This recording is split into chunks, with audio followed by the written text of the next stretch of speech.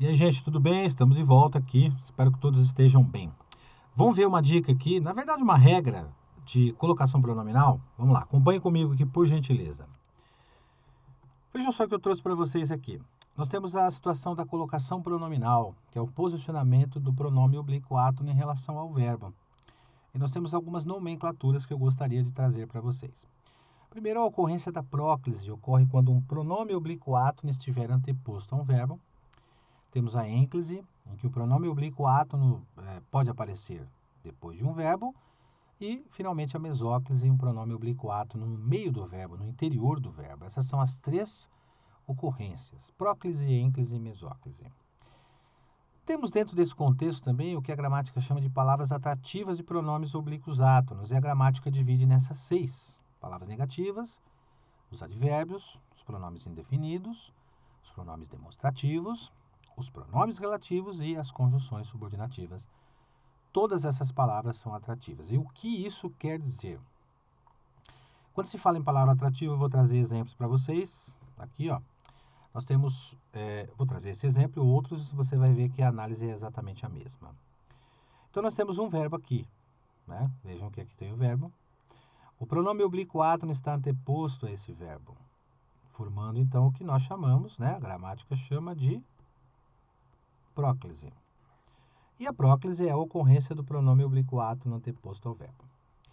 Por que é que esse pronome está anteposto a esse verbo? Justamente porque apareceu uma palavra atrativa que a gramática chama de palavra negativa. Então, ela puxa o pronome para perto dela. Quando ela faz isso, nós vamos ter o caso de próclise, que é a situação chamada de regra. Aqui no Brasil, a regra, na língua portuguesa do Brasil, a regra é a próclise porque a maioria das palavras tem função de atratividade. Advérbios. Amanhã te encontrarei. Esse te está anteposto ao verbo justamente porque o amanhã é atrativo e puxou para antes do verbo. Pronomes indefinidos. Algo lhe preocupa. Esse lhe está antes do verbo pelo mesmo motivo. Temos o algo, que é uma palavra atrativa. Aquele que se fez desentendido, vejam que o que interessa para a gente é o verbo, o pronome e a palavra atrativa aí. Então, aquele atrai o pronome para antes do verbo, formando a próclise também.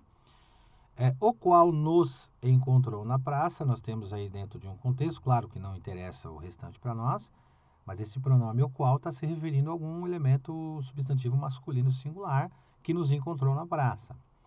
Esse nos, que é um pronome pessoal oblíquo átono, está anteposto ao verbo, justamente porque o qual é atrativo. E, finalmente, uma conjunção, quando nos falamos, e o resto também não vai interessar, que, como eu disse, nos interessa apenas o verbo, pronome oblíquo átono e a palavra atrativa. Esses são os casos de próclise. Qual próclise? Pronome oblíquo átono anteposto ao verbo. É a regra na língua portuguesa no Brasil.